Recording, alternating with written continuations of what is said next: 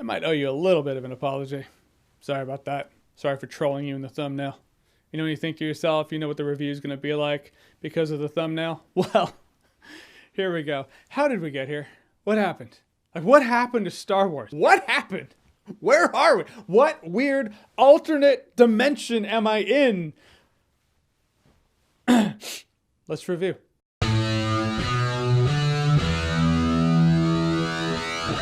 Star Wars Episode 9, The Rise of Skywalker. Sounds epic, right? You just wait. So this is a spoiler-free review. Don't worry about that. In that, it's going to be a little harder to review. Spoiler video will probably be a lot more fun, a lot more interesting. Be here for that. So anyhow, let's talk about it. So Star Wars Episode 9 is a 4-hour movie they crushed into 2.5 hours because it feels like this movie probably should have been a lot longer. But it's also part 3 of the Disney Star Wars trilogy, supposedly the last of the core movies, like the core saga that we're gonna get. End of the Skywalker saga, whatever you want to say. Gonna get right to what I liked in this movie. I like the nostalgic stuff, sure. I mean, it's cheap as hell. They're going for the member berry soup right there. Whenever they can, you feel like they're just gonna be like, oh, remember this? I remember. Remember that? I remember. They're not membering enough, Williams. Pick it up. Then a very familiar John Williams score will start swelling at the opportune moment. It makes you like, oh, nostalgia. Which, whatever you want to say about Star Wars movies, the ones you like, the ones you don't, if they're the core 1 through 9, if they're episodes 1 through 9. Even if you don't like the episodes, John Williams, in my opinion, is never the weak part. So I enjoyed the power of nostalgia coming back to me because it's a very powerful thing. I enjoyed the member berries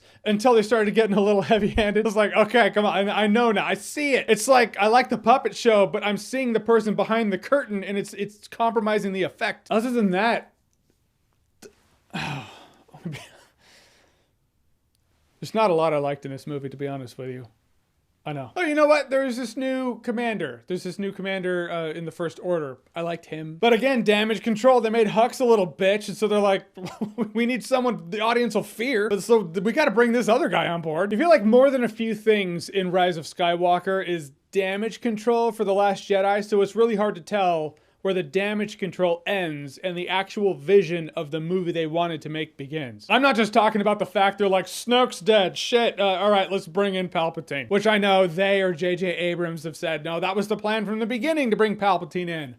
Bullshit. I thought it was bullshit before I saw the movie. Now that I've seen the movie, no way you're gonna convince me otherwise. But it's not just that. There are a couple of bits of dialogue in here. I was like, we had different information a couple years ago. I mean, it's part 3 of this new trilogy, so at a point you gotta look back and be like, okay, where did it go wrong? You know, what wrong turns were made? But on the other hand, you gotta judge the movie on its own merits as its own episode. But we're in the concluding chapter of a trilogy that had a stormtrooper that turned good. That's actually an arc I'd never seen in any of the movies. I've seen people who lived on desert planets who become Jedi. I've seen that a couple times. I've seen good pilots, I've seen scoundrels, never seen a stormtrooper turn good. And what did they do with that? Not much. Thought they would, but they didn't. Just kept him the friend, the sidekick, because, you know, everyone needs a sidekick. Even when John Boyega's cast as him, John Boyega's a good actor. What are you doing wasting him? I'll say that, all the actors do fine for what they're given. Adam Driver's good in the movie. He does the best with what he has, but I don't feel like he was really given much to do in here. There are a couple moments where he could have been given more to do, but in the end, no, because I feel like the intrigue that they feel is driving this whole thing is the intrigue of, will they, won't they, hashtag Raylo. I don't care if they fuck or not.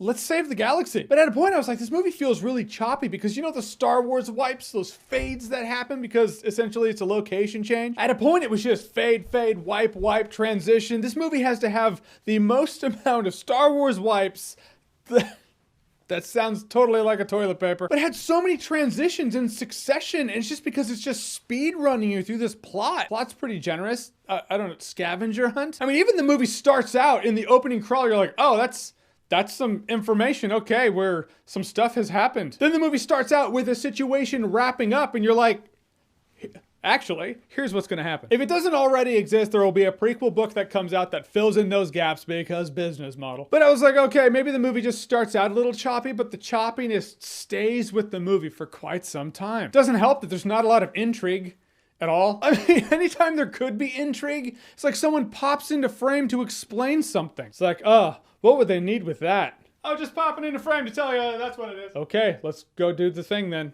But what should we do? You should go to that planet. Go there. All right, now we know. It doesn't feel like there's an organic unraveling of information as much as there is just exposition vomit. Did you see that trailer? That one? I mean, I'm not going to play it in case you didn't see the trailer, but in this trailer, you know, that trailer. But in the trailer, there's this voice that gives Kylo Ren information, and you're like, you're just gonna answer that just like that? People and characters in the movie kind of just always do that. Why have an intriguing unraveling of information when you can just, you know, save time? And then after that, make with the video game plot. I'm not talking like good video game plot, because it's like a scavenger hunt video game plot. All right, we have to go to this planet. Who are we looking for? We're looking for this person. This person's like, hey, I'm that person. But I don't actually have the thing you're looking for. That person might. All right, let's go over there. All right, I need a thing. Yeah, you need a thing, but you need me to get the thing to get you the thing. It's just an unraveling of 90s video game plot. I know, there have been some great video game plots in the 90s, but it's the formula. It's the format.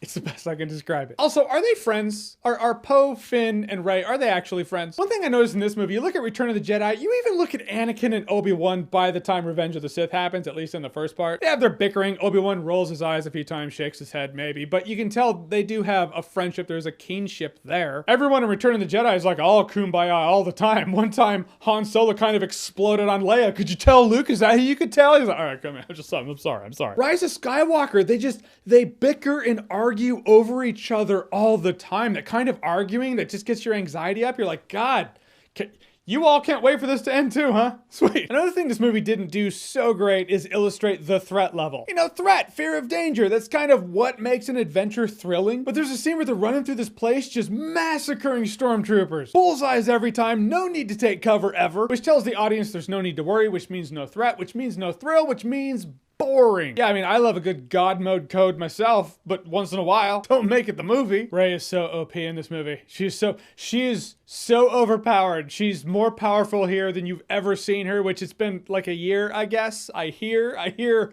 online that it's been a year, but she does some stuff in here where you're like, where did you learn that?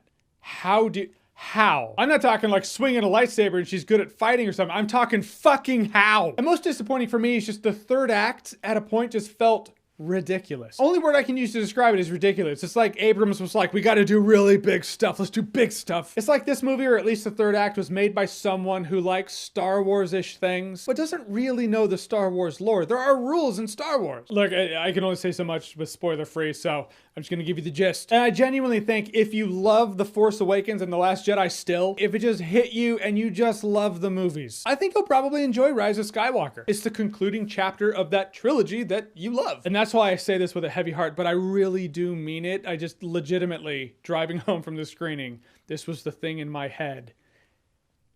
And this is just real. The Rise of Skywalker is my least favorite of the 9 core saga films. I saw some people say this movie's bold, like it had some bold decisions. I didn't see anything bold in here. There's nothing bold about this movie. There's a difference between bold and desperate. But maybe when this movie comes on Disney Plus, I'll fast forward to the good scenes.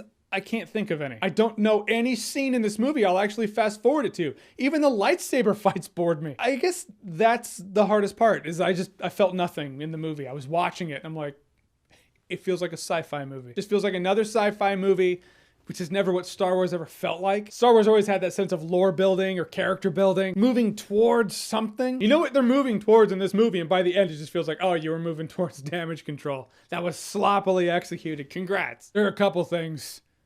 There are 3 things in particular I could think of. I'm like, beating a dead horse now. I'm just saying I'm not going to remember Rise of Skywalker in T-minus 1 day. Yep, already forgot. All right, so Star Wars: The Rise of Skywalker. Have you seen it? What did you think about it? Are you looking forward to it? And list the Star Wars movies, favorite to least favorite. I know I asked that a couple years ago, but they change over time. But whatever they are, whatever you think, comment below, let me know. And as always, if you like what you've seen here and you want to see more, click right here to see more.